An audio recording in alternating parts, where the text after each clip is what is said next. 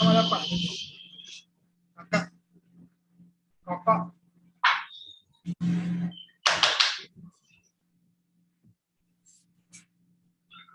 Good evening, welcome to digital Nalanda. सबको जय Bhim. Digital Nalanda के आज के सेशन में हम स्कूल ऑफ बुद्धिस्ट स्टडीज का छठा सेशन लाए हैं और today will be talking about jhanas in Buddhism। jhana यानी कि ध्यान, जिसे संस्कृताइज्ड या हिंदी में कहा जाता है, और ध्यान के क्या स्वरूप है या क्या मायने है बुद्धिज्म में, इस पर हम प्रकाश डालेंगे, डिस्कस करेंगे। Like every session, we also have our mentor, Professor Mood from the classes.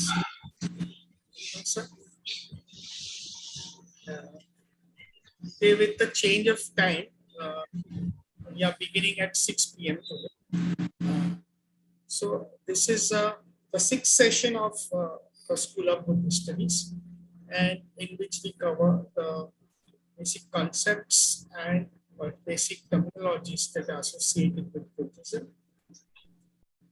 Today we'll be discussing on the concept of jhanas in Buddhism, और जिसको लेकर हम हमारे में से कई जरूर सवाल होंगे। Over to you, sir. Okay. So you can hear me, Subodh? Yes, sir. But the humming sound from the room is coming. Like if you could reconnect the headphone. Now it's coming. Now. Yeah, it's coming, sir. If you could reconnect. Reconnect. Yeah, pull out and.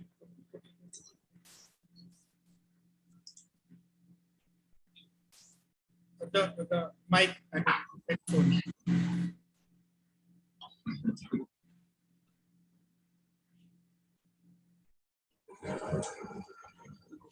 जैसे हमेशा की तरह होता है कि हम ये session कर पाते हैं।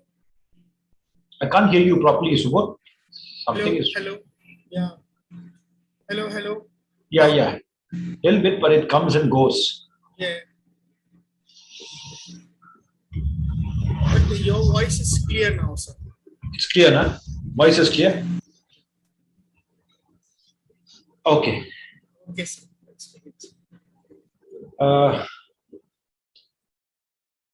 So we'll have a short discussion today. And the discussion is about something very, very important in Buddhist practice.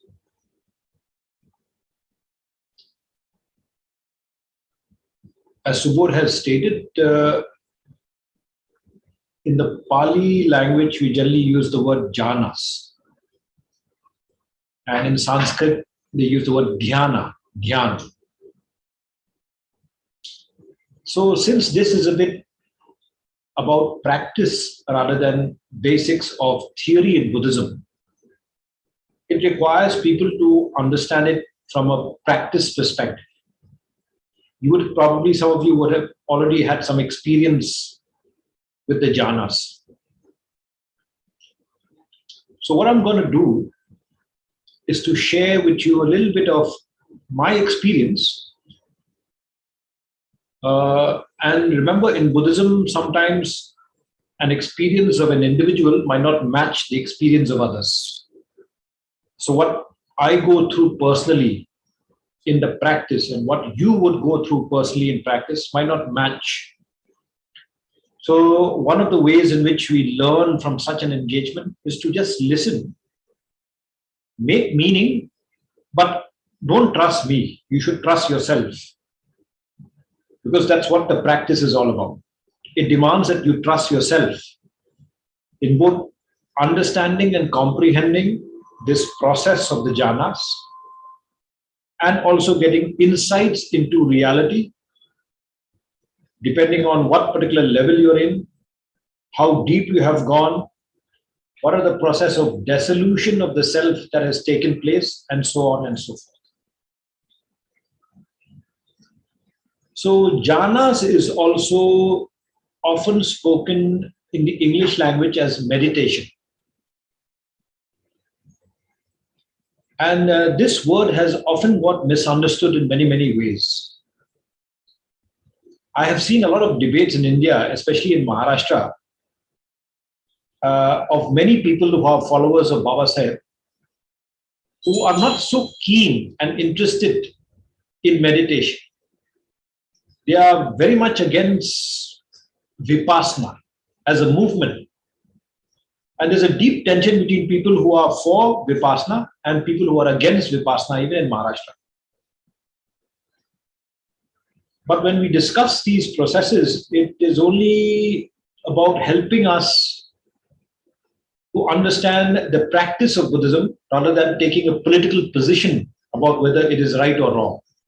So for people like us, until unless you're a practitioner, someone who does it regularly, it's important to keep it at the level in which we are discussing in order to get some clarity, in order to get some understanding, rather than to decide whether it's a good thing or a bad thing, a right thing or a wrong thing, it's politically correct or politically incorrect, and so on and so forth. So I will run through my little bit of experience, and I will pitch it in a manner in order that probably I hope you will understand, and we can have a discussion if some of you are interested. Otherwise, you can always engage, because every month we meet, so we can always engage with each other on these questions that arises from a discussion such as this. The first thing to note while discussing the jhanas is to identify the jhanas with what is called the samma sati or sati pathana. And what does it mean? It means that a human being has to turn one's way of looking or one's gaze of reality into the self rather than into the external world. We have been discussing in the past gatherings that we've had that most of the so-called abilities that this body has, whether it's the ear, whether it's the eye, whether it's the nose, whether it's touch, whether it's smell, whether it's taste, all of these senses that human beings have are tuned to the external world. The eyes can see outside what happens. It cannot see what happens inside your body. The ear can hear what others are saying, what noise is made in the external world, but the ear cannot hear what's happening inside your body. Your tongue can taste anything that you eat, but your tongue or your taste cannot go inside your body. Even your smell, you can smell everything outside, but you cannot smell inside your body. And this body can touch, but this body cannot touch the internal organs itself. So this is the way the human body is basically kind of framed. All of its senses tuned to the external world. In Samma Sati or Sati Pathana, which is a major practice within what we call Samadhi, a major practice in which you turned all your senses, your eyes, your ears, your touch, your taste, your smell, even your thought, you turned it inside to look at yourself, to look what is happening and what kind of thoughts you have, to look at the train of thoughts that goes through, to look at what your body is experiencing in terms of sensations, and many other processes that happens inside this bounded space called the body. So the first thing that we need to keep in mind when we engage with this word called jhanas is to first understand that the jhanas actually are grounded fundamentally in Satipatthana, which is turning the sensory perception of an individual inside rather than outside. Now, the minute you turn inside, based on the experience of many, including my own, and probably some of you would have experienced yourself, one of the first things that you have to encounter is what is generally called in Buddhism the hindrances, that which hinders you, that which does not allow you. You have to overcome what is called hindrances.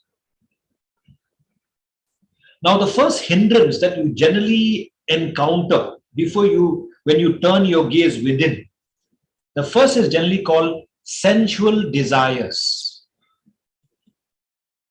Your senses is not at ease. It wants something. Suddenly it wants to stand up. Suddenly it wants to listen. Suddenly it wants to talk. Suddenly it wants to open its eyes. Suddenly it wants to move its body.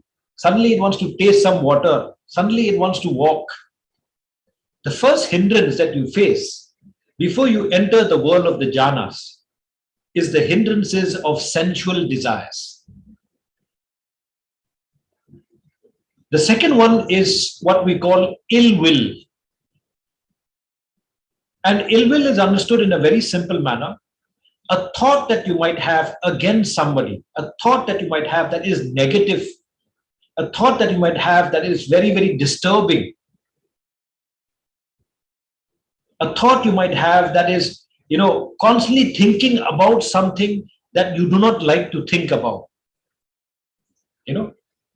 So the second thing that you experience is a set of thoughts that is constantly disturbing you and creating a feeling in your mind and your body of ill will. I don't like what is happening to me. I don't like what I'm thinking. And when you are sitting and turning the gaze within, these thoughts become very loud. When you're walking, when you're talking, when you're running, when you're reading, it might not be so loud. But when you're sitting down observing yourself, these thoughts become very, very loud. The third thing that you face is what is called laziness.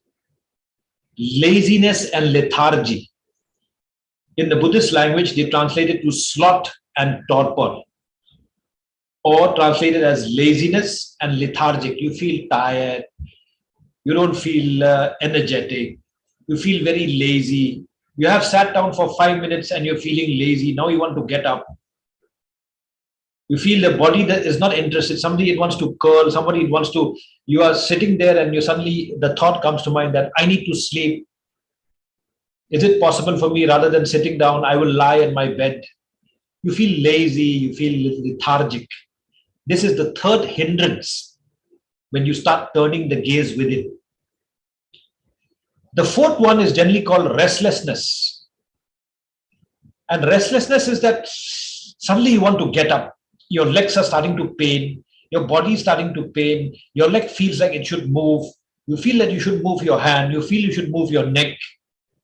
You're feeling restless. And this restlessness is not so simple. It is something that really forces you. You feel like, okay, I'm tired now. I can't sit anymore. I have to get up. I have to walk. I have to do something. And the fifth one is generally called worry and doubt. You begin to have a lot of worries, a lot of doubt. Am I able to do it? Can I do it? You become worrisome in your head. And these hindrances impacts your whole body, right from your thought, right from your sensory perception, sensory organs, right to the idea of energy in your body, right to the idea of ill will, worrisome, doubt. All of these things add up together. And in the Buddhist parlance, it is called hindrances. These are what? That only and until you're able to overcome them can you actually enter the world of the jhanas. Till that time, you will be fighting with these 5 hindrances all the time. Now, for a person who is able to withstand sensual desires and overcome them, able to withstand ill will, worrisome and doubt, sloth and torpor, and restlessness, that person now is ready to enter the world of the jhanas. The jhanas have something called 8 levels. The first 4 is called the rupa jhanas, the material jhanas. And the second 4 is called the arupa jhanas, or the non-material jhanas. So when you are sitting down and practicing what is generally called Sati pathana, or people prefer to use the word samadhi to explain the totality of the three process of persistent effort, proper concentration, okay, and a wholesome approach to what is called Sati pathana. So samadhi constitutes of the proper effort that you invest, one-pointedness concentration, and Sati pathana, also sometimes translated as mindfulness, to become awakened and aware about what's happening to your body as you engage in Sammasati. So the minute you have entered the jhanas, the first thing that you generally do is to calm your mind down. And when I use the word mind here, I am referring to the mind in terms of the concepts, of the ideas, of the memories, of the events, of the historical process, of the tension, of the all of the things that happen in your head. It need not be the brain. I'm talking about many of the processes that happen in the realms of the conceptual world, in the realms of the world in which there is tension generated, in the realms of memories, of events, of ill will, and so on and so forth, that takes place right there in your mind. So the first thing that we do when we enter the first jhana is to basically try to calm the mind down. This mind is often referred to in Buddhism as a monkey mind, constantly shifting, constantly thinking, constantly moving, cannot sit in one place, has to do something all the time. The mind cannot sit, relax, and say, I will not think. The mind is just constantly thinking all the time. So the first thing that we do to calm this mind is to do what is called in the first jhana, applied thought. Applied thought. And what is applied thought? Investing tremendous effort to focus yourself only on one part of your body. In the Buddhist practice, it's mostly the nose. It's mostly your breath. It's mostly the so-called spaces and the so-called surfaces inside your nose. So in the Buddhist practice, we generally refer to the idea of application of thought or applied thought. You begin to apply your whole energy, sit down tightly, and focus on your breath as it goes in and it goes out. Now, anybody who has done this will know that when you begin to focus on your breath, in the beginning, there's a tremendous struggle between focusing in your breath and having to be drawn by your thought process. You have sat there, you have not even focused on your breath for 3, 4, 5 times. Your thought has gone somewhere else, all over the place. It has gone to Delhi, it has gone to New York, it has gone to Tokyo, it has gone to Beijing, it has gone to Europe, all over the place. It has gone to Nagpur, it has gone to Delhi, and the thoughts are all over the place. And then you bring back and you begin to focus again. Then after, let's say, 30 seconds, again, the thought goes back again. Then you come back. So there's a constant struggle between who is winning the battle between your thought as defining what you're experiencing and your effort to invest in concentration on your breath at that particular level of the jhanas.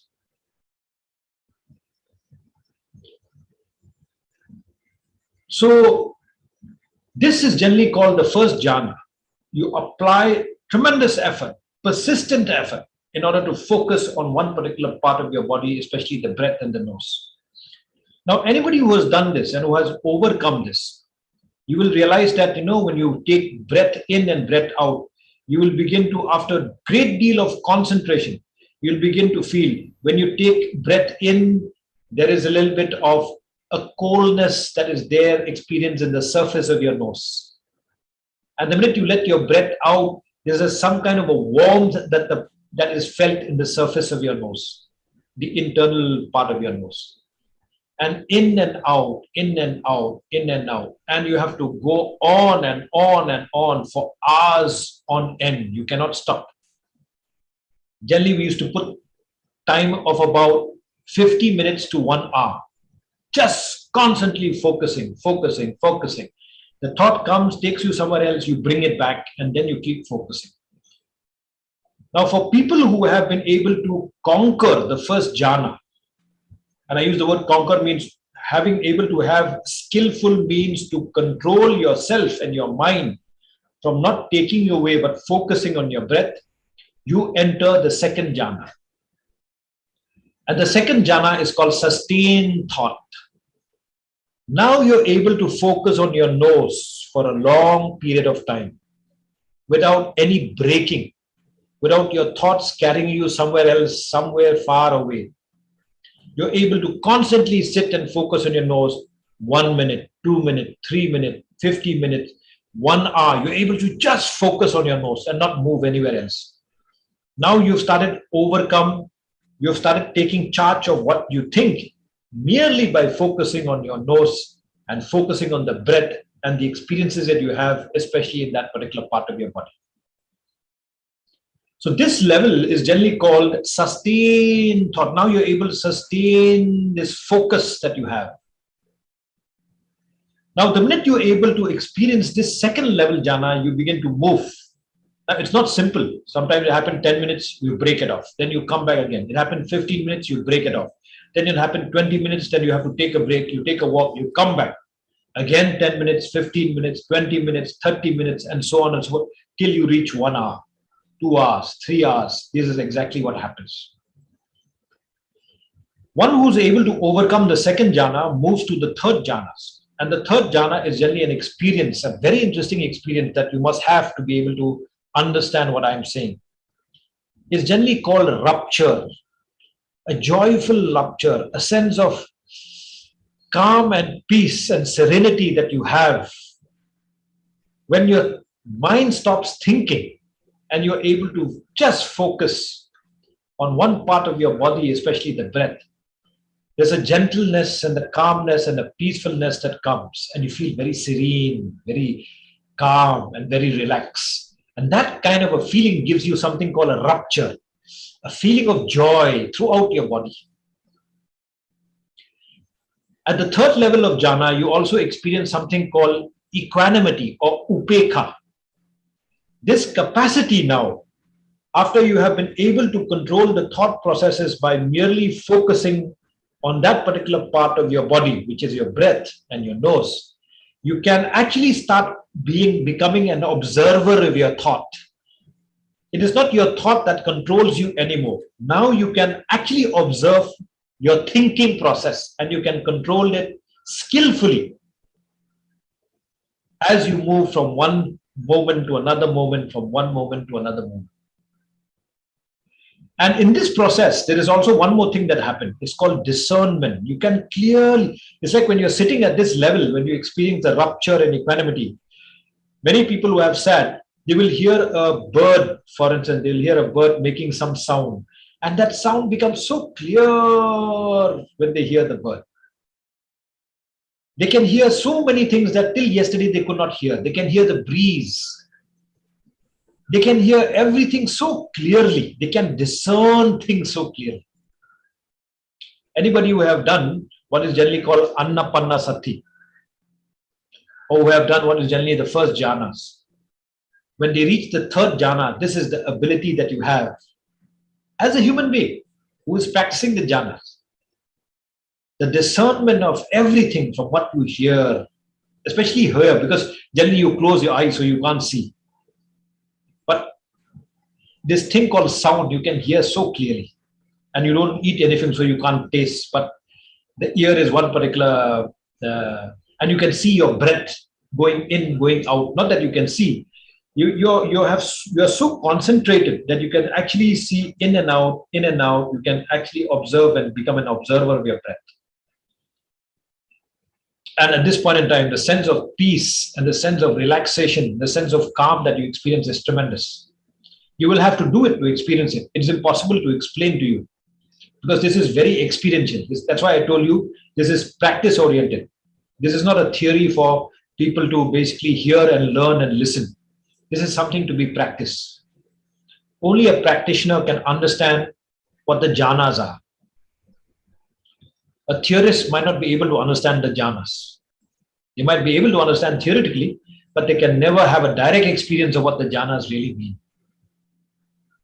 Once a person has reached the third level jhana, there is a natural process to move to the fourth level jhana. And this fourth level jhana is generally called one-pointedness. Your concentration becomes so one-pointed. Wherever you want to actually concentrate on, you can. If you want to concentrate on some feeling right there in the head, you can feel everything that is happening in your head. If you want to concentrate on what's happening in your shoulder, you can actually feel what's happening in your shoulder. Your concentration is very, very focused. If you want to concentrate on what is experiencing, let's say in your eyes, you can experience that. What's happening in your head, you can experience that. So one pointedness that you have, that you can actually control what you want to experience inside your body, nothing outside your body, inside your body. If you want to move your focus to your leg, you can do it. And then you want to suddenly move it to the top of your hair, you can do it, and so on and so forth. This ability of one-pointedness is generally called the fourth jhanas. This is the ability that many people actually have when they actually do something called vipassana training. And this is often called, these four jhanas are often attained by what is called anapanasati. We do anapanasati in order to be able to experience the four jhanas. And in the practice that is generally understood, by the third day, some people take more time, but by the third day of intense sitting, you begin to actually reach the fourth jhana. If not the first time, you will have to go again and do it. And then by the second time, third time, by the third day, you will begin to experience these processes. Now, till this time, till the fourth jhanas, in the practice, they say you can, sit the way you want, you can do whatever you want, you can bow down, you can sit tight, you can do anyway. Sitting is there's no rule of how you should sit down. But after the third day, when you have completed these rupa jhanas, the material jhanas, the material means the body jhanas, the jhanas of experiencing what happens in your body materially. And you want to move into the fifth jhana, which is called the arupa jhana, the non-material jhanas. Then you have to do something called adhiktan. I don't know if I pronounce this Pali word properly. That is, you have to decide to sit without moving for 1 hour and sit tightly. Once you have taken a position, and generally we take the so-called mindfulness meditative position. Once we have taken a position, you cannot move any part of your body till you have completed 1 hour. Now the struggle is another level altogether. Anybody who has done will understand this. You want to move your hand, you want to move, you want to stand up, you want to do all so many kinds of things, But you don't allow your body to move. You sit tight and you keep focusing and doing whatever you are doing, but you don't allow your body to move at all. So one position that you have taken, you will not allow your mind to say, no, get up. It's very tiring. Move your hand, move your head, move your neck, move your body. Nothing doing. Now you've reached a stage where you have to take complete control of your body. And it's only after you have taken complete control of your body that you can move to the fifth jhanas, the arupa jhanas.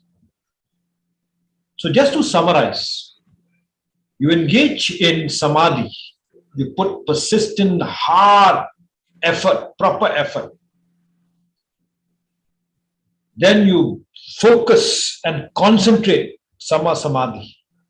And then you enter sati pathana. Now the fifth, sixth, seventh, eighth jhanas are generally what is generally arising from the practice of sati pathana. And what is that? Turning this gaze within, and after you have reached some degree of skillful means of concentration, and then moving that so-called focus right from the top of your head, right till the bottom of your legs, up and down, slowly, up and down, slowly. And you do that 100 and 1,000 times. without moving your body for 1 hour. Then you take a break for 10 minutes. You come back, sit back, 1 hour. Take a break 10 minutes, come back, 1 hour. You sit and constantly move from top to down, just focusing on every single part of your body. One who has done that begins to experience what is generally called the qualities of the factors of awakening. It's called the qualities or the factors of awakening. You're beginning to awake to what you truly are as a being.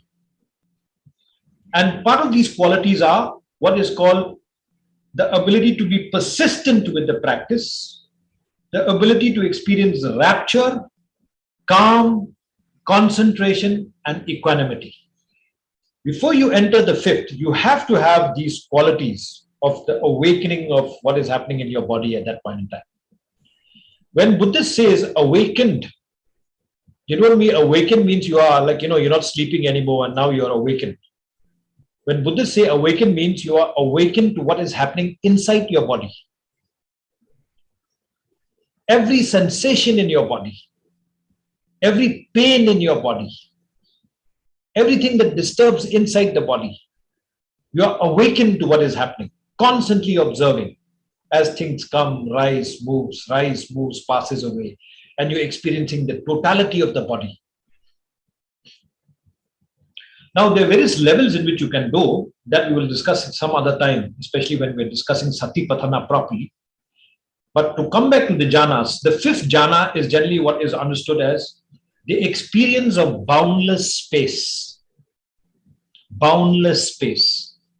When you have started through a one-pointed concentration, the ability of one-pointedness and one-pointed concentration, right from the top of your head, right till your feet. As you go from top to bottom, on and on, every single part of your body, you're focusing, giving attention, trying to feel, trying to have a direct experience what's happening inside your body, every cell in your body, every sensation in your body.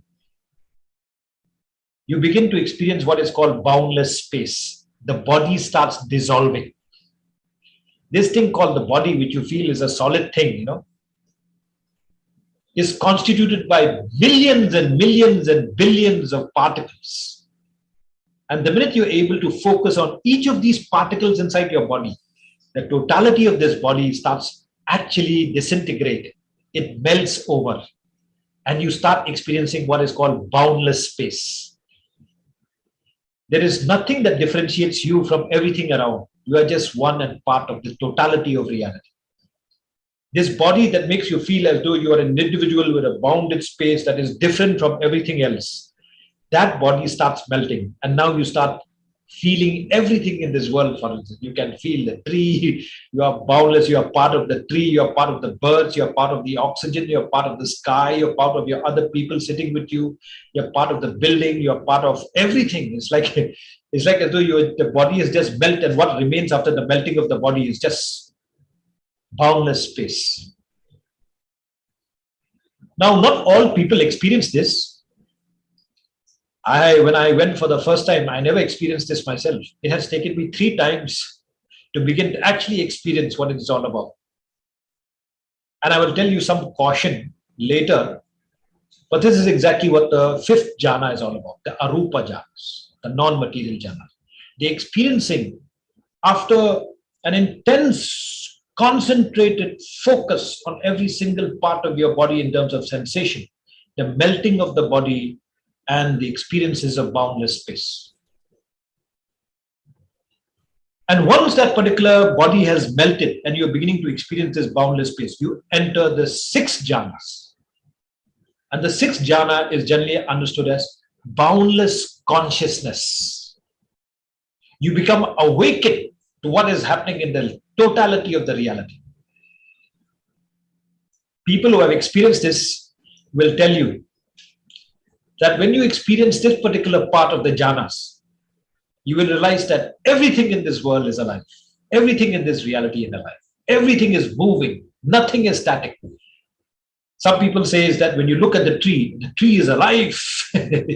It's like full of quantum particles, of atoms, of molecules, and constantly moving and vibrating and just alive. It is not like you see a tree as though it's static, but when you reach the stage of what is called the 6 jhanas, the tree is just alive, the mountains is alive, the stone is alive, everything is alive. And everything seems to be conscious. Every single particle is conscious. In Buddhism, we call it vijnana. And vijnana is not consciousness that we have at the level of the body. I can hear, I can touch, I can feel, I can smell, and so on and so forth. Vijnana at this level is generally understood of the consciousness of every single particle that is there in your body and everything else in the universe.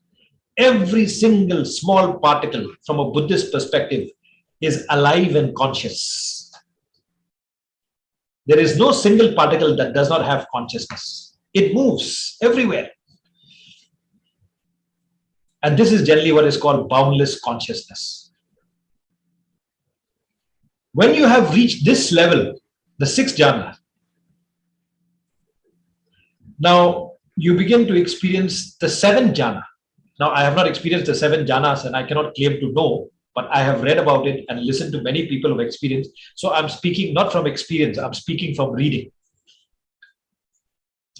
They begin to experience the 7 jhana, which is called no thingness. It is not nothingness, it is no thingness. You begin to experience the no thingness or nothingness. Now, in Buddhism, this concept of nothingness is a very important concept. It's very difficult to understand and even to explain. But if you're interested, we can go a little bit deeper. In a Buddhist perspective, at the 7 jhanas, there is really nothing. By nothing, I do not mean nothing. There's no thing. Everything is only deeply at a very, very deep level. Just conscious energy. Just energy and consciousness. And in that sense, at that particular level of the reality, this thing we call the thing, the body is a thing. There is no more body.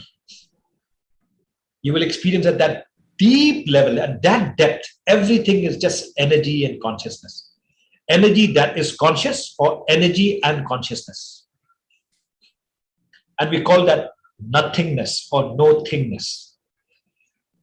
Very less people have experienced this. I have met many, many people and spoken to them, and many very even serious practitioners who have gone and done Sati pathana for 3 months, 6 months. Some people have done it for 1 year. Still, they have not experienced this. But this is what Sakya Muni tells us, that if you go deep into the 7 jhana, you will experience nothingness. Some people use the word shunyata. But nothingness or no thingness is much better to comprehend. At this realm, there is nothing but energy that is alive and conscious. And the interesting part is, the person who is sitting down, engaging in samadhi and sati pathana, is awakened to this nothingness. It is not that you cannot, now you have reached that particular stage, you also don't know anymore. One who is a deep practitioner of samadhi and sati pathana, I don't like to use the word meditation too much. That's why I'm not using the word meditator. I use the word samadhi and sati pathana much better. Someone who has completed the first level jhanas, first, second, third, fourth, and who has entered the second level jhanas, sati pathana, that person is awakened. There is still consciousness. You can see, you can experience. That is what Sakyamuni tells us. And the writings of some of the people who have experienced, which I have read, also tells us a very similar thing. And you must remember, Buddhism is not, the Buddhist practice is not a theory to be learned. It is a reality to be discovered.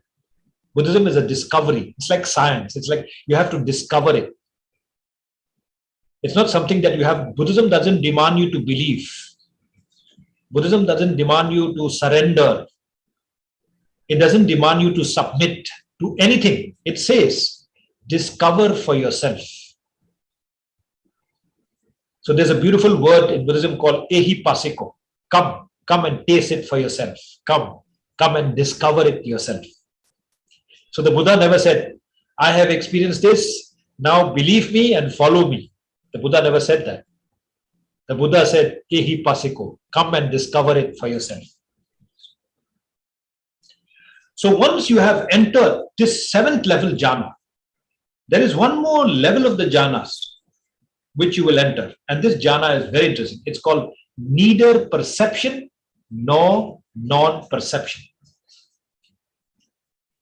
At that particular level, Sakyamuni tells us that if you have gone deep into the reality, dissolve this body, experience total consciousness that is boundless, experience the state of energy and consciousness in which there is no thingness, you will reach a stage where you become the reality itself. And in that level, you have neither perception, you cannot perceive anything anymore, nor non-perception. Now, this is very interesting in the understanding of anybody who's interested in epistemology, but that's a different matter. This is like saying, I can experience, but at the same time, I cannot experience. So this is very counterintuitive in the sense that it's neither perception nor non-perception. And what does it mean? You become the reality itself. You become the reality itself. You know, you are alive to every single energy that is available there. And you have become that reality. And from that reality, the Sakyamuni has a beautiful word for this. He calls it avijja. A state of non-knowing. A state in which you have become the reality and there is nothing to know or not to know anymore. A state in which there is something called anicca, permanence, impermanence. And the way they explain it is impermanence of the experience of something rising, peaking and passing away. Rising, peaking and passing away. Very interesting kind of experience that you have. Now, I have not had this experience and I don't know about it. I have not had a direct experience of this. So I cannot really explain to you beyond a point, that just to throw some ideas from what I have read, that the 8th jhana is the deepest level that Sakyamuni himself reach and many enlightened people reach. And then this is also called the state of enlightenment, the state of awakening. So when the Buddha was asked one day by many people, are you a god? He says, no. Are you an angel? No. Are you a prophet? No. Are you the son of God? No. What are you? The Buddha says, I am awake. Awake to what? Awake to the state of neither perception nor non-perception.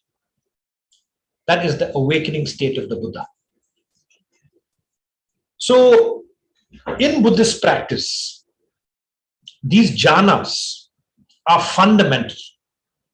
They are also called the Buddhist method, and even sometimes referred as the Buddhist methodology. How do Buddhists pursue truth? How do Buddhists pursue the laws of nature, the understanding of the laws of nature?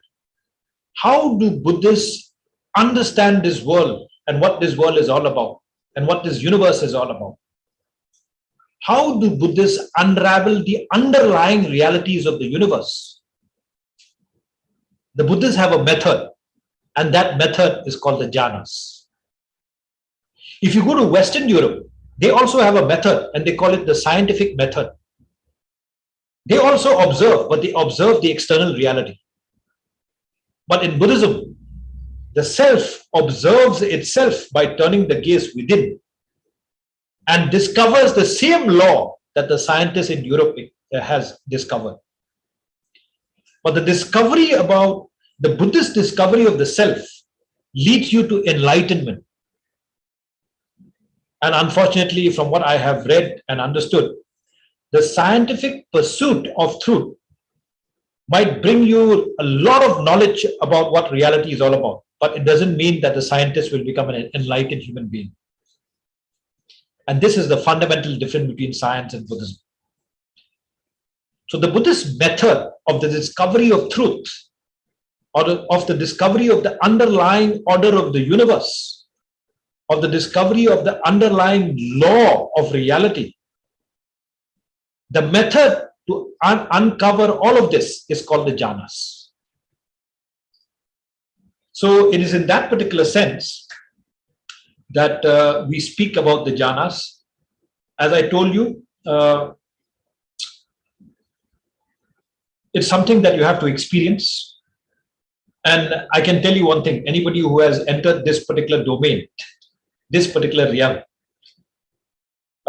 it is not so simple. It is not simple at all. Sometimes it is very scary. Sometimes it can generate tremendous fear. Some people, after 6-7 days, they suffer from depression. Some people, they just go on a, just lose everything. Some people, after 2 days, they leave. They cannot take it anymore. So the jhanas as a method of inquiry of truth, the jhanas as a total methodology of the discovery of the underlying law of the universe, is not a simple method. It is a very difficult method, a very challenging method.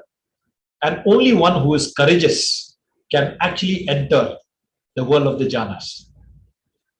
But if you are actually a practitioner who's keen to actually, what in Buddhism is called, have a direct experience of reality, a direct experience of the truth of the nature of reality, then the jhanas is the only way. There's a lot to discuss. Only when you practice, you will be able to discuss deeper. I can give you a lot of examples, but it is better sometimes not to give examples. This is a basic course on the basics in Buddhism. If I give you too many examples, it will scare you. It's very difficult. And I will leave it here and I will ask Subodh to translate. I think we have spoken enough. Just to introduce you to the basic concept of the jhanas. It's not that it's there not in other religion, but it is most unique in Buddhism. The conception of jhanas in Buddhism is the most unique. In other philosophical schools of Indian philosophy, it is not so unique the way we understand in Buddhism. And without the jhanas, there is no Buddhism. If you are caught in the debate regarding whether vipassana is right or wrong, good or bad, that is for you to make a call. But this debate is mostly about these jhanas. The benefits, I do not know. No one who engages in the jhanas are expecting to benefit from it. The jhanas is just a method to pursue truth. That's all. Nothing more, nothing less. You have, as a side effect, you do attain a lot of peace. You do attain a control of your thought, control of your feelings, a control of your emotions. You do begin to live a lifestyle that is a little bit different. You do arrive at an understanding of the need to take care of your body. There are so many things that you derive as a benefit from the practicing of the jhanas, but these are not something, you don't do the jhanas in order to get these benefits. You do jhanas in order to pursue truth. The benefits are just a side effects of what you do from your practice. So with these words, I will stop here, Subodh, and you can take over and then we can. If they're interested, we can have a discussion. Otherwise, we can close it for today. Very elaborately and very nicely, because the topic of jhana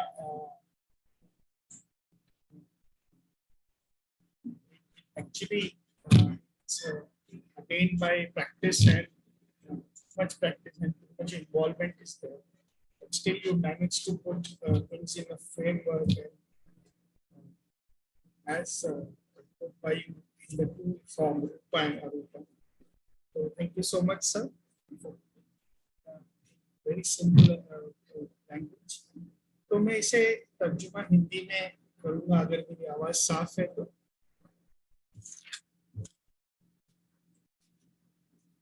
का जो session है जिसकी शुरुआत sir ने पाली में जिसे जाना कहते, जान या ज्ञान, या जिसे हिंदी या संस्कृताइज्ड जो भी इन्फ्लुएंस वाली भाषा है उसमें ध्यान, तो हम भी अमूमन जिसे ध्यान कहते हैं। तो क्या बौद्ध दर्शन में या बुद्धिज्म में ध्यान को किस तरह देखा जाता है और ध्यान के क्या मायने हैं, और क्या ये अन्य जो मान्यताएं हैं फिलोसफिकल दार्शनिक मान्यताएं उनकी जैसा है या नहीं। और ध्यान से बहुत चीजें, अंग्रेजी में जो एक शब्द है जिसको कहते हैं मेडिटेशन, वो बार बार बोला जाता है, मेडिटेट करो, कंसंट्रेशन करो। तो ऐसे भी जो चीजें जुड़ी हुई है ध्यान नामक या जाना नामक जो कॉन्सेप्ट है उससे, उस पर हमने डिस्कस की। और ये एक किस्म से जरूर सत्य प्रकट होने का, सत्य को जानने का मेथड है, माध्यम है, लेकिन हम इसे किसी थियरी में बांध नहीं सकते। ध्यान जो है ये प्रैक्टिस का एक प्रैक्टिस करने की चीज है, और ये केवल तभी ही हम इसे यूज कर पाएंगे और इसका हम एक्सपीरियंस ले पाएंगे। तो एक्सपीरियंशियल यानी कि प्रैक्टिस या अपने द्वारा कार्यान्वित की जाने वाली ही चीज जो है, और थियरी जो है इसमें थियरी का काम है, ये कॉन्सेप्चुअल नहीं है, फिर भी एक कॉन्सेप्चुअल फ्रेमवर्क है इसका, लेकिन मूलतः ये बहुत सारा एक्सपीरियंस करने का चीज है। तो जैसे कि आपने शब्द सुना होगा या बहुत लोगों के मुंह से सुना होगा, विपस्सना नाम की टेक्निक सुनी होगी, और इस तरह इसमें सेशंस होते हैं अलग अलग जगह पे, आपने देखा होगा। और जो नए लोग हैं वो भी शायद जब भी बुद्धिज्म का नाम जोड़ते हैं तो विपस्सना का नाम भी कहीं ना कहीं वो सुनते हैं। तो जनरली ये सब हम इसलिए भी बोल रहे हैं कि समाधि जिसे हम कहते हैं, या ध्यान का जो पूरा प्रोसेस है, ध्यान की जो पूरी फ्रेमवर्क है उसे हम कहते हैं समाधि। तो इस तरह समाधि में एक जिसे है सम्मा समाधि जो है हमारी, एक 8 फोल्ड पाथ पे भी एक मार्ग का अष्टशील जो है उसमें का एक पिलर होती है। तो इसलिए समाधि बुद्धिज्म का एक इम्पोर्टेंट एस्पेक्ट है, और जिसी के तहत जो है इन ध्यान या इन जाना का आपको अंडरस्टैंडिंग होना या इनकी स्टेजेस को जानना आपको शायद जरूरी है। अब सर ने जैसे कहा कि यहाँ पर काफी द्वंद है महाराष्ट्र जैसी जगहों पे, कि कुछ लोग बहुत रैशनली देखते हैं और देखते हैं कि केवल एक बुद्धिज्म को रैशनल व्यू पॉइंट से, और कुछ लोग हैं जो ध्यान साधना और इस स्वरूप में देखते हैं। एक कांस्टेंट रहा है स्ट्रगल, और हम इस पर पढ़ना भी नहीं चाहते क्योंकि ये हर एक का अपना इंडिविजुअल सोच है, और उसमें आप कितना पॉलिटिक्स देखते हो, पॉलिटिकली आप इसमें रत रहते हो, उसके ऊपर एक डिपेंड करता है। पर जितना हम सोचते हैं कि अगर बौद्ध धर्म में हम या बुद्धिज्म की जब फ्रेमवर्क में हमने कदम रखा है, तो ये है कि हम जिस तरह जुड़े, हम केवल एक क्लैरिटी देने के लिए जुड़े, हम एक उसमें आपके बुद्धिज्म को जानने में जो स्टेप्स है हम उनको केवल उजागर कर रहे हैं। हमारे कहते मकसद नहीं कि आप इसकी जो पॉलिटिक्स में हम उसमें कोई साइड ले या पक्ष। तो जैसे सर ने कहा कि सम्मा सती समाधि की बात की, तो इसमें हमारे में आता है सम्मा सती या सती पाठन। और जो लोग प्रैक्टिशनर्स हैं जिनको ये पता है वो ये शब्द बार बार सुनते होंगे कि सम्मा सती और सती पाठन।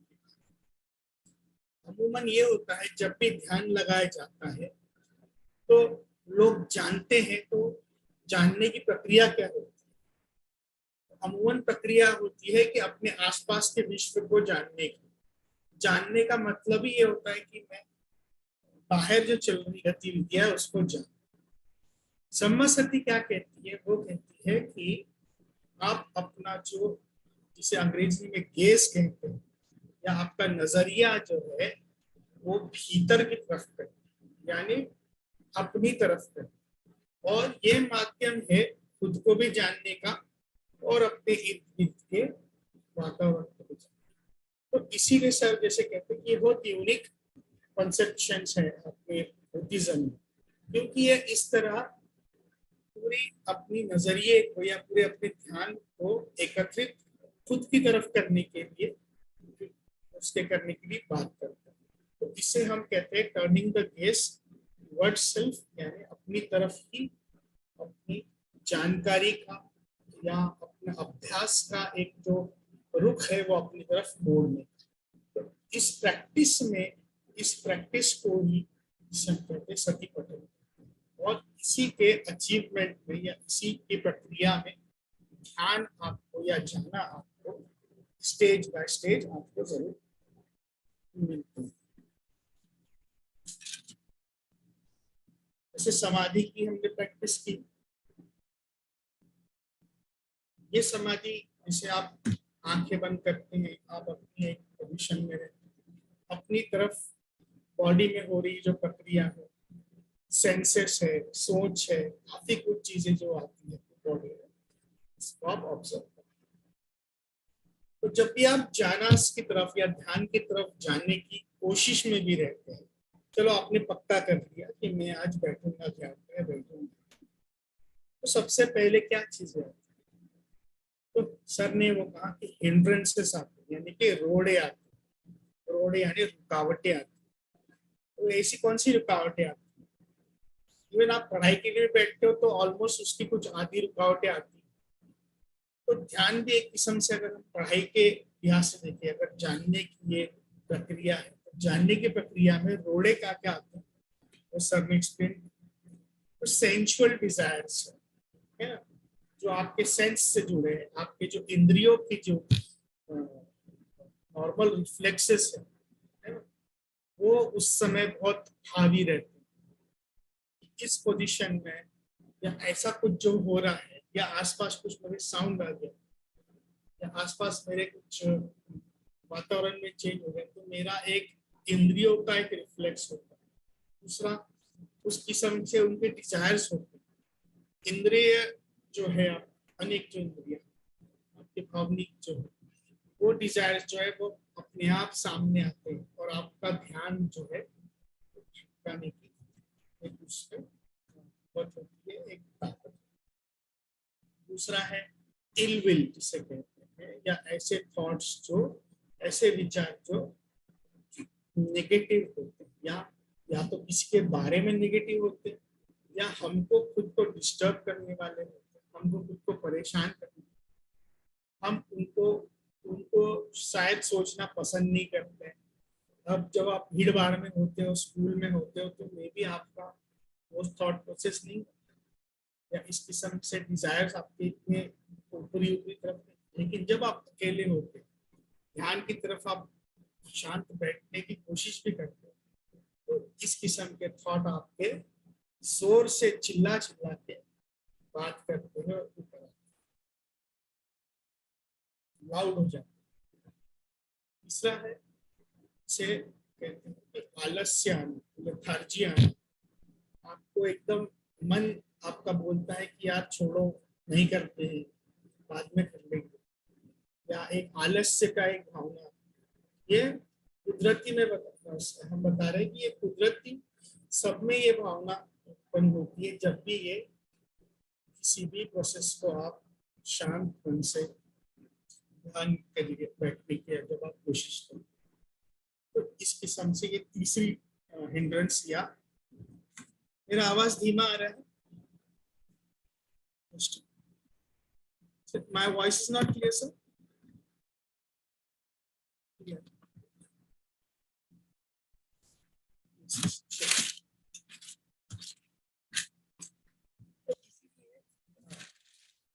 और फिर इसके बाद है रेस्टलेसनेस, यानी एक जिसको हम कहते हैं अधीर मन हो जाना, उसमें धीर नहीं होना, उसमें ज्यादा उसे कहते हैं रेस्टलेसनेस हो। और चौथा है उसी समय जब आप बैठे हैं ध्यान को, तभी आपके मैंने गैस बंद नहीं की, मैंने लाइट बंद नहीं किया, फिर मेरा भाई बेचारा वो बाहर गया हुआ है, कब आएगा लौटेगा, इस किस्म की वरीज और डाउट्स किस्म से और जोर जोर से उत्पन्न। तो ये आप सारी जो चीजें हैं ये आपने भी अनुभव की होगी, लेकिन जब ध्यान करते हैं तो ये काफी लाउड, काफी इसका प्रमाण ज्यादा होता है। और इन रुकावटों से भी उभर के जब व्यक्ति आगे बढ़ता है तो वो एंटर करता है ध्यान यानी कि जहाना की दुनिया में। ये उनके एक परिवेश, ये सारे हिंड्रेंसेस आप पर अफेक्ट करते होते हैं, लेकिन हमको ध्यान नहीं होता। हमारा दिनचर्या इन रुकावटों के ही इर्द बना। तो इसके पहले हम जानेंगे कि जब आप इन रुकावटों को पार करते हैं तभी आप ध्यान की मुद्रा में, ध्यान के पूरे सिस्टम में आप एंटर कर पाते हैं। तो ध्यान यानी कि ज्ञान, ये 8 लेवल है इसके, और 8 लेवल में 4 के विभाग है। तो पहले 4 है अरूप ज्ञान, पहले 4 है रूप ज्ञान, और दूसरे 4 है अरूप ज्ञान। रूप ज्ञान मतलब जिनका संबंध फिजिकल या मटेरियल रियलिटी से, जो मटेरियलिस्टिक है, और अरूप मतलब जो जिसको कोई स्ट्रक्चर नहीं है, जो मटेरियल उसका एग्जिस्टेंस नहीं है। तो ध्यान के ये 8 कंपोनेंट है, 4 है रूप और 4 है अरूप। समाधि के द्वारा हम उसमें एंटर करते हैं। तो सबसे पहले क्या होता है कि जब ये हिंड्रेंसेस आप पार करते हैं या इस पार करने की प्रोसेस में भी होते हैं, तो सबसे पहला ध्यान जो है, ध्यान जो है वो है कि आप अपना जो माइंड है उसको जब आप शांत करने की प्रक्रिया में, तो बुद्धिज्म में उसको मंकी माइंड कहा जाता है, बंदर या की तरह होता है जो इधर उधर, उसको शांत करने की प्रक्रिया में आप चलते हैं। तो पहला जाना है वो है अप्लाइड थॉट, इससे कहते हैं आप अपनी तरफ से एक एफर्ट लगाते हो कि आप अपने किसी एक कंपोनेंट पर फोकस करने की कोशिश करते हैं। जैसे कि समाधि में जब हम जाते हैं तो हम या तो नाक पर या किसी सांस जो है उस पर हम कॉन्सेंट्रेट करते हैं, ठीक है। तो इस समय ही क्या हो जाता है, जब आप करते होते हो तो 5 मिनट ध्यान लगेगा, फिर से आपका ध्यान टूट जाता है, आपका ध्यान भटकता है, फिर वापस आप एफर्ट डालते हो। तो ये खुद की तरफ से एफर्ट डालना, ये है पहला ज्ञान, अप्लाइड थॉट जिसे कहते हैं। ब्रीद इन ब्रीद आउट, है ना, अंदर ले रहे सांस तो ठंडा ठंडा लगता है, बाहर ले रहे तो गर्म लगता है, एक ही नासिका है या दोनों नासिका है, ये सारा आप ऑब्जर्व करो। तो ये करने में भी आपकी द्वंद जरूर शुरू होता है कि आप थॉट प्रोसेस आपकी काम एंड क्वाइट है। दूसरा ज्ञान है सस्टेन्ड थॉट। अब यहाँ क्या है, यहाँ आपने वो स्थिति पा ली है जहाँ पे आप ज्यादा देर तक इस कंसंट्रेशन को बरकरार रख पाते हैं। तो आप अगर सांस पर कंसंट्रेट कर रहे हो या किसी और पार्ट पे कंसंट्रेट कर रहे हो तो आप उसको ज्यादा देर तक कर पाते हैं। अगर मन भटक भी गया तो आप उसको वापस लाके वापस उसको ध्यान में लगा सकते हैं। तीसरा है रप्चर यानी कि विच्छेद शरीर। तो यहाँ पे क्या हो जाता है, ये एक बहुत पीसफुल घड़ी है, एक थोड़ा सा आपको एक खुशी का एक एहसास देने वाला ये जहाना की स्थिति होती है जिसे रप्चर कहा है। और यही आप उपेक्षा नाम से जो या उपेक्षा नाम की जो स्थिति है उसको आप फील कर पाते हो, जिसमें आप किसी भी एक चल रही गतिविधियों से ज्यादा आप अफेक्ट नहीं होते, है ना। और आप अपने विचारों को और अपनी बॉडी में होने वाली सारी गतिविधियों को आप ऑब्जर्व कर पाते हैं बिना किसी इन्फ्लुएंस। और यहाँ पे क्लैरिटी आना शुरू होती है। सर ने कहा डिसर्नमेंट, आपको ऐसे ऐसे साउंड की तरफ, जब किसी को भी आप देखोगे, किसी को भी आप आंखें बंद करके आप सुनोगे तो वो साउंड आपको क्लियर सुनाई देगी। तो इस किस्म से आपका जो ऑब्जर्वेशन है वो और डीप और क्लियर होता जाता है, और ये थोड़ा एक पीसफुल और एक जिसे कहते हैं माइंड को शांत शांत एक एक जो है अनुभूति होती है। आनापान सती का ये आनापान सती जो है ब्रीदिंग का जो अपना पूरा समाधि का शुरुआत का पोर्शन है इस दौरान में। चौथा ध्यान है वो है वन पॉइंटेडनेस। अभी यहाँ पर एक ही पॉइंट पर आप कंसंट्रेशन आपका बहुत शार्प लगता है, जहां भी आप फोकस ले जाओ। अगर आपका चलो सांस पर बन गया तो आप बॉडी में कहीं भी ले जाओ, टॉप में ले जाओ, बॉटम, आपका ध्यान बराबर वहां पे उस एरिया की गतिविधियों को ऑब्जर्व करता है। तो ये वन पॉइंटेडनेस यानी एक बिंदु पर केंद्रित होने वाला ये पॉइंट होता है। ये है चौथा रूप ज्ञान। इसके बाद जो स्थिति आती है, ये स्थिति आती भी कैसी है कि आपको, जिसे हम अधिष्ठान कहते हैं हिंदी में या अधिष्ठाना कहते हैं पाली में, इसका मतलब है कि 1 घंटे तक बिना हिले एक ही पोजीशन पर आपको बैठे रहना, और आपका जो बॉडी है, आपकी पूरी जो ऊपर टॉप से डाउन, आपको धीरे ऊपर से नीचे, आपको प्रत्येक पार्ट आपका बॉडी का आप ऑब्जर्व करें। अधिष्ठान का प्रैक्टिस ही इसको नेक्स्ट लेवल पर आपको अरूप ज्ञान की जो लेवल है आप उस पर जाने के आप काबिल बनते हैं। तो इसमें क्या है, जैसे जिस तरह की भी अवस्था आती है, उसको भी आप जब अधिष्ठान में रहते हो तो आप अपनी बॉडी में होने वाले पेन, सारे अफेक्ट्स है, और आपकी बॉडी में होने वाली वो पूरी स्थितियों पर आप एक, जिसको कहते हैं श्रोता भाव से आप उसको ऑब्जर्व करने लगते हैं। तब आती है अरूप ज्ञान की स्थिति, और तब हम पहुंचते हैं पांचवें ज्ञान पे, जिसको बाउंडलेस स्पेस कहा जाता है। ऐसे इसका एक्सपीरियंस होता है आपको कि आप एक ऐसी टॉप से बॉटम आप जाते हो, तो आपकी जो पूरा शरीर है वो आपको एक लगता है कि आप एक इर्द गिर्द का जो नेचर है उसी के एक पार्ट, तो आपकी जो स्पेस है, आपका जो पूरा जो व्याप है वो बाउंडलेस हो जाता है, बढ़ जाता है। आपका शरीर अब उस शरीर की जगह पे आपको आपके आसपास का जो नेचर है, सराउंडिंग है, उसका ही पार्ट लगने लगता है।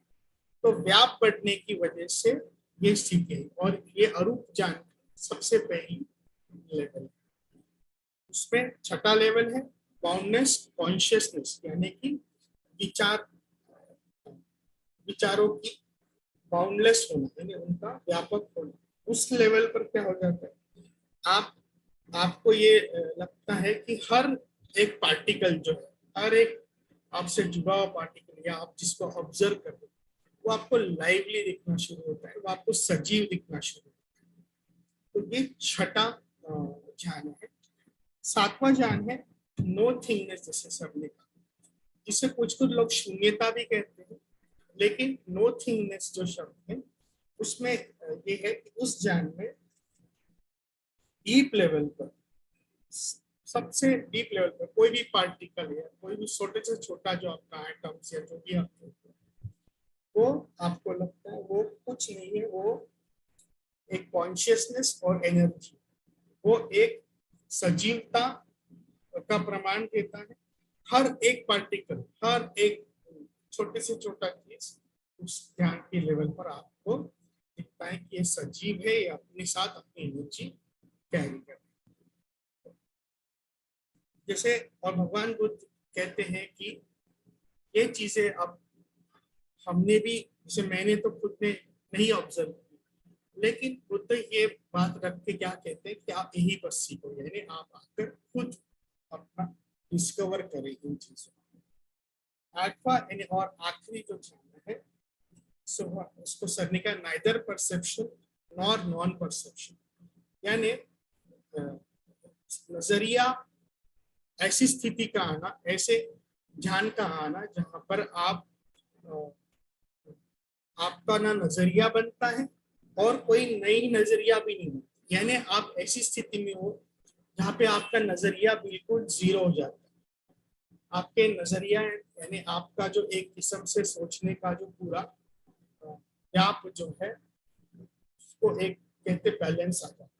तो यहाँ पे क्या हो जाता है, हम जो है वो हर एनर्जी को सब के हम इसे कहते हैं एक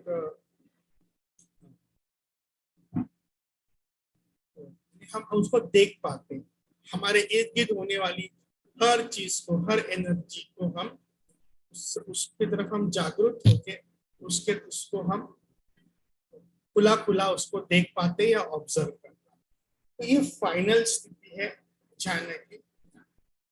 इसी स्टेट पे हम देखते हैं कि अविद्या की स्थिति, जिसे हम कहते हैं जहां हम जो बोलते हैं जहां पर हम कुछ भी नहीं जान रहे हैं लेकिन कुछ भी नहीं जान रहे। और दूसरा है अनिश्चय यानी कि इम्परमानेंस, यानी अनित्यता की जो स्थिति है, ये इस लेवल पर आप साथ ही साथ एक ही ध्यान के लेवल पर आप ऑब्जर्व कर पाते हैं। तो इस तरह से ये इसे बुद्ध ने कहा है कि ये स्टेट ऑफ अवेकनिंग है, ये स्टेट ऑफ जिसे कहते हैं एनलाइटनमेंट है। ये बुद्ध का जो बुद्ध ने इसी रास्ते से अपने ट्रूथ की तरफ जो उनका नजरिया था, बार बार आगे पीछे जा जाके किस तरह से ये मेथड के द्वारा ही सत्य की खोज कर पाए थे। तो इसी को लेकर काफी कुछ चीजें हैं। इसको अगर जिसको परस्यू भी करना है, ये थोड़ा सा एक डरावना भी मंजर होता है, क्योंकि इस दौरान काफी कुछ मन पर जिसका काबू नहीं है उसको मुश्किलात भी होती है। तो इसके लिए इस रास्ते में आने के लिए थोड़ा सा करेज और थोड़ा सा आपको वीर्य, जिसे हम कहते हैं पाली में करेज जो है वो जरूर करनी चाहिए। So this is all in short. Hindi में मैंने थोड़ा सा एक्सप्लेन किया कि समय की हमारे पास बहुत कमी है। और sir if okay, so it's almost 7:30, sir. Yeah. So if no one has questions, then we can call it a day today. But if someone has some questions, we can reflect 5-10 minutes. अगर कोई इस पर सवाल है तो आप जरूर पूछें। और ये आज का समय हमारे पास बहुत कम है, 5 ही मिनट का बचा हुआ। अगर अभी नहीं पूछ पा रहे तो आप कम्युनिटी पेज पे जरूर आप हमसे सवाल पूछिए, हमें टैग करिए school of Buddhist studies digital Nalanda tag को लेकर आप हमसे सवाल जरूर पूछ सकते हैं। यूट्यूब पर भी जो जुड़े हैं तो वहाँ पर कमेंट सेक्शन में आपके सवाल या जो भी आपको क्लैरिटी चाहिए वो जरूर आप मेंशन कर सकते हैं।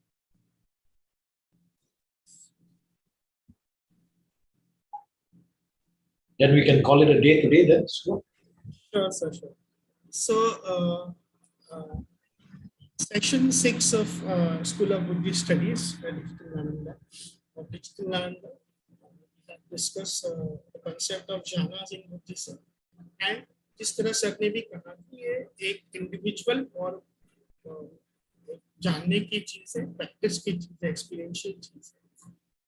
तो इसी तरह अगले सेशन में भी हम अन्य एक बेसिक कॉन्सेप्ट पर बात करेंगे।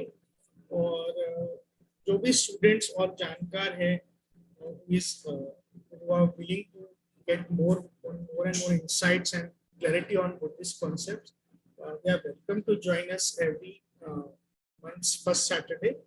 जो भी आपके सवाल हैं आपको जरूर कम्युनिटी पेज पर। Thank you so much. Thank you, Buddhist sir, for joining us again. Thank you everyone who have been a part of this session. In this session today. I thank you. Jai Bhim.